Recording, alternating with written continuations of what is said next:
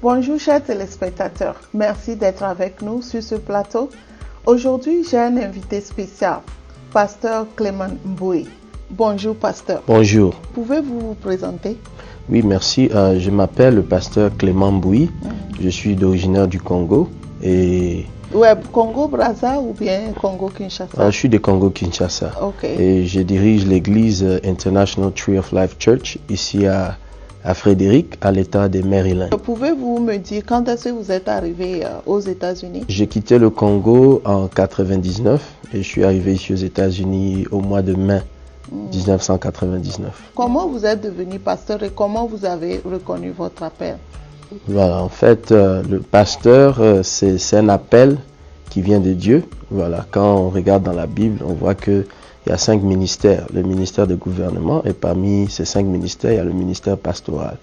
Voilà, lorsque j'étais encore enfant au pays, je crois que mes parents ont pu sentir déjà cet appel des services lorsque j'étais un enfant. Et lorsque je suis arrivé ici en 1999, j'ai côtoyé une église ici à Washington DC, l'église La Grande Moisson. Donc c'est là-bas que j'ai commencé un peu à servir dans différents départements, comme le département de la jeunesse, le département musical.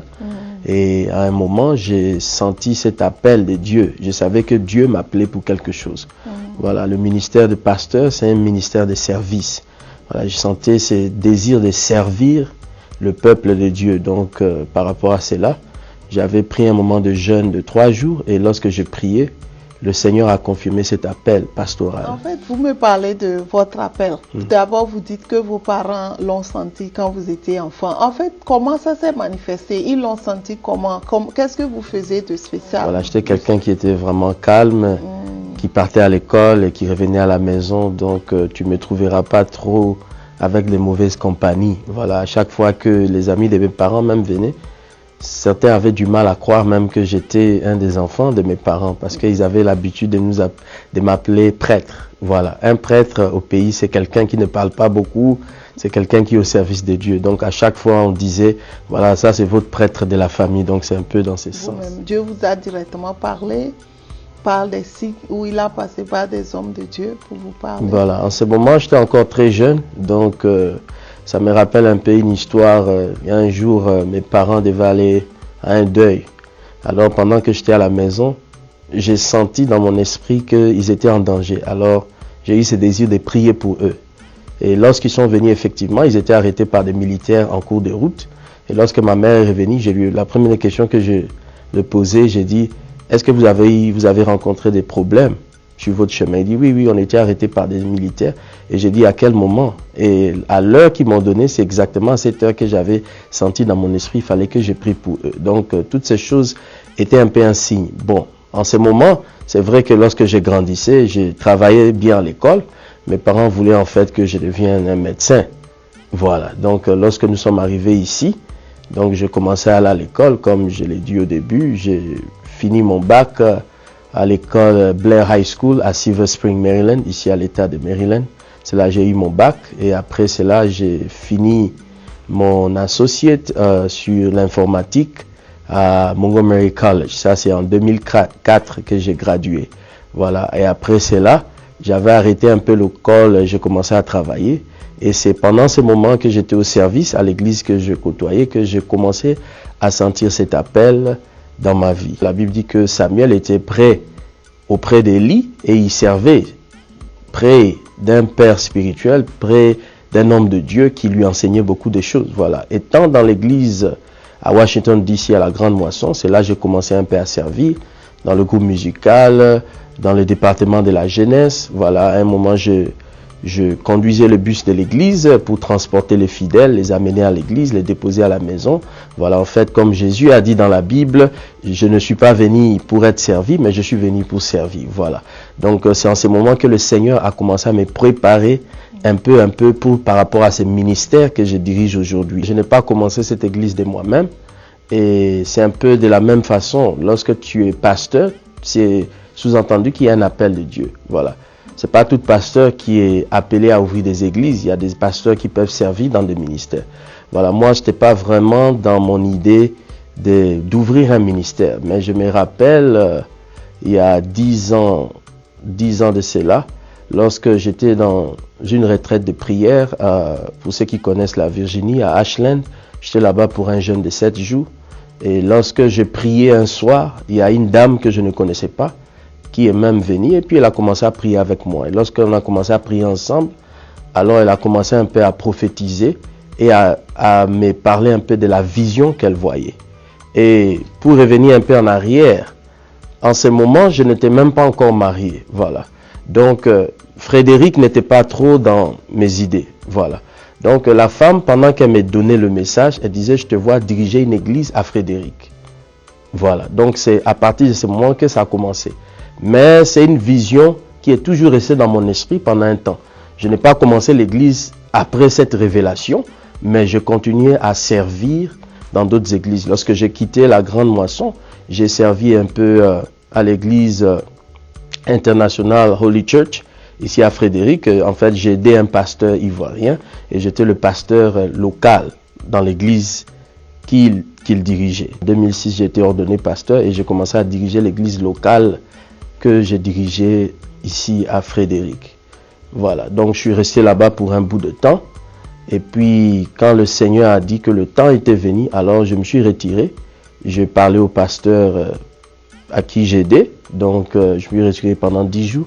Et j'ai prié. C'est comme ça le Seigneur m'a même révélé le nom de l'église International Tree of Life Church. Depuis que j'ai commencé ce ministère, ce qui m'a beaucoup marqué, c'est lorsque je vois le peuple de Dieu grandir dans la parole de Dieu. Voilà. Un des dons que le Seigneur m'a donné. Je ne suis pas un prophète, mais je suis un enseignant de la parole. Voilà.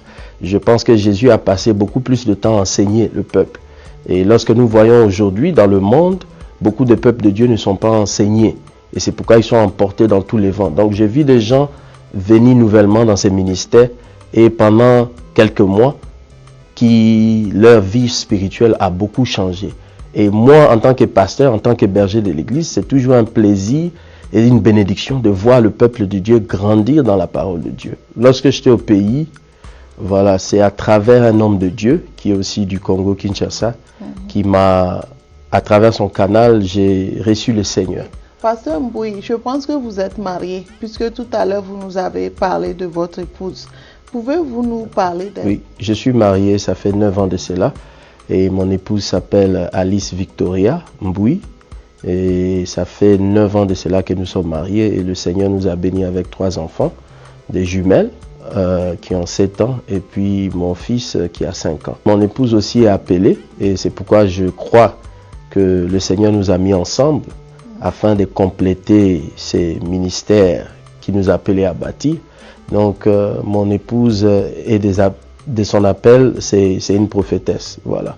Donc c'est une personne que le Seigneur a mis à côté de moi pour m'aider dans ces ministères. Voilà. Donc le ministère pastoral est un peu différent du ministère prophétique. Donc le Seigneur l'utilise beaucoup par rapport à la direction souvent des choses, par des visions, par des songes, selon la direction que le Seigneur veut que son ministère ou selon les étapes de ce que le Seigneur a préparé pour son Église. On s'est rencontrés en 2004 et j'ai vu en elle qu'elle avait le désir vraiment des âmes parce que à chaque fois, lorsqu'elle allait au travail, on s'appelait, on s'est rencontrés quelque part pour aller évangéliser dans les maisons. Voilà, en ce moment, je ne savais pas encore qui je devais marier, mais le Seigneur m'avait dit que lorsque le temps viendra pour que tu te maries, je vais te montrer la femme que j'ai choisie pour toi. Voilà.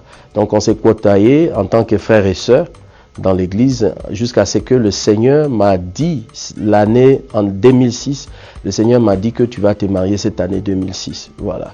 Donc avant cela, j'avais eu à parler avec elle et elle a eu le temps aussi de prier pour ça et j'ai pu la présenter à mes parents et c'est comme ça qu'on a commencé les procédures et en juillet, le 22 juillet 2006, c'est là qu'on a eu notre célébration du mariage. La bénédiction religieuse a eu lieu à l'église où nous étions, à Washington, D.C. Et la célébration de la réception a eu lieu à Gettysburg, Maryland. Pour ceux qui connaissent Gettysburg, pas non loin de Gettysburg High School. Quel conseil pouvez-vous donner à quelqu'un qui commence aujourd'hui un ministère? Que le ministère, c'est quelque chose qui vient de Dieu. Voilà. Si c'est réellement Dieu qui t'a appelé à bâtir ce ministère, Comme nous voyons dans le livre des Actes, la Bible dit c'est Dieu qui a ajouté chaque jour le nombre de ceux qui étaient sauvés dans l'église. Voilà, si c'est Dieu réellement, vous voyez, il y a beaucoup de comme je peux dire, challenge avec le ministère, dans le sens que c'est pas facile. Voilà, c'est quelque chose, si vraiment le Seigneur t'a appelé, le Seigneur, comme on le dit souvent, si le Seigneur te donne une vision, il va te donner la provision. La provision veut dire le don, voilà, la force également de surmonter toutes les difficultés qui peuvent venir en bâtissant le ministère. Voilà. Donc, surtout, ce n'est pas facile, mais c'est bien quand tu t'accroches au Seigneur par le jeûne et par la prière. Et vraiment faire confiance en Dieu, parce que dans le ministère, souvent, il y a des hauts et des bas. Vous voyez, il y a des moments où quand tu viens, tu prêches, il y a 2 personnes. Il y a des moments où quand tu viens, tu prêches, il y a 10 personnes. Voilà. Des fois, il y a des hauts et des bas. Donc, c'est quelque chose, si ce n'est pas le Seigneur qui t'a appelé, tu vas te décourager vite. Voilà, mais si tu t'accroches à Dieu, tu t'accroches à celui qui t'a donné cette vision par rapport au ministère, Dieu lui-même, au temps opportun, il va amener les âmes de toute nation, de toute tribu, de toute partie qui viendront dans le ministère selon ce que Dieu lui-même, il a réservé pour vous. Avez-vous quelqu'un à remercier aujourd'hui? Pasteur Toby Douaya, qui est à Virginia Beach avec sa femme qui vient du Nigeria. C'est quelqu'un vraiment qui supporte beaucoup notre ministère. C'est vrai qu'ils ne sont pas avec nous ici physiquement, mais à chaque fois que nous avons des programmes, ils nous soutiennent en prière, ils nous soutiennent financièrement, parce qu'ils croient à la vision que Dieu a mis dans notre cœur par rapport à ces ministères. Et je veux remercier sa famille, et ainsi que tout ce que le Seigneur entreprend à travers ses mains. Mes parents sont aussi un grand soutien pour moi dans ces ministères, parce que mon père, ma mère, ainsi que mes sœurs, c'est tous ces gens qui viennent dans l'église et qui nous supportent également, parce que ce n'est pas facile et c'est toujours une bénédiction de voir sa famille venir supporter dans le ministère. Donc, je remercie également l'Assemblée de Dieu également, tous nos frères et sœurs qui nous supportent, non seulement avec leur temps et financièrement, pour l'avancement de cette œuvre que Dieu nous a appelé à bâtir ici à Frédéric. C'est un ministère qui est basé sur la prière et sur la parole de Dieu. Voilà, parce qu'aujourd'hui, lorsque nous voyons dans ce monde, il y a beaucoup de fausses doctrines. Voilà, il y a des enseignements qui ne sont pas bibliques. Ici, dans cette église, nous enseignons les gens la parole de Dieu. Mon but, en tant que pasteur, je veux que ce que je peux faire dans le niveau spirituel, que mes fidèles soient aussi en mesure de le faire. Parce que si ce que je peux faire, on a 10 personnes qui peuvent le faire, nous pouvons gagner autant d'âmes et avoir plus d'impact pour le royaume de cieux. Donc, c'est un ministère qui est basé aussi sur la prière, la délivrance.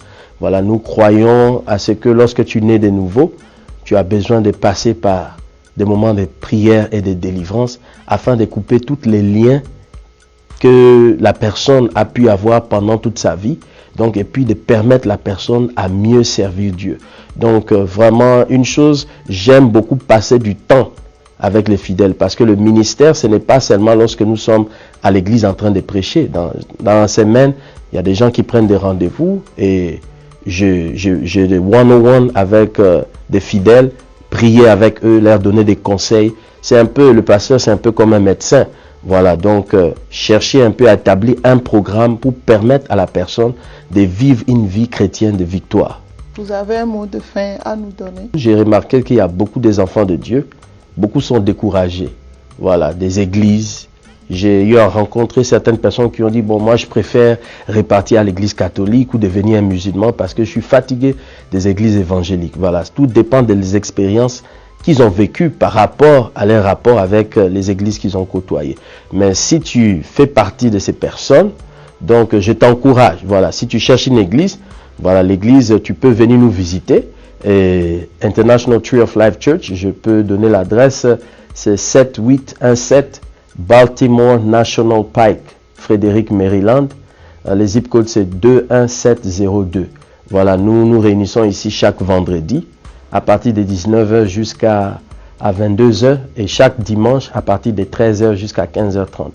Donc vous pouvez aussi nous visiter sur le site de l'église www.internationaltreeoflife.org. Donc la clé de toute chose, c'est la prière. Voilà, ici nous enseignons beaucoup sur la prière. Parce que la prière, c'est ça qui peut bouger la main de Dieu. Donc ton cas peut sembler difficile, mais nous croyons que si nous sommes en accord dans la prière, Dieu peut changer ta situation. Donc tu peux être tu peux avoir un cas de maladie, un cas de sorcellerie, un cas des attaques de l'ennemi, mais peut-être qu'avec tes enfants. Donc si tu peux nous rejoindre dans la prière, dans l'église, et nous allons avoir un temps, vraiment la prière avec toi et ta famille, voilà.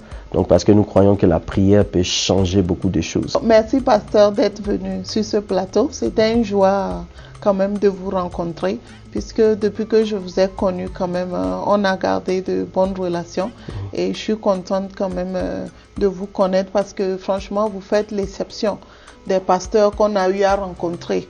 Et comme vous l'avez dit vous-même, beaucoup de gens sont découragés. Beaucoup de personnes ne savent plus où aller. Mais je pense que ceux qui font partie de votre ministère aujourd'hui quand même sont heureux et fiers d'être là parce que c'est Dieu quand même les a fait grâce d'avoir un pasteur comme vous. Chers téléspectateurs, merci de nous avoir suivis. Merci beaucoup et à la prochaine. Au revoir.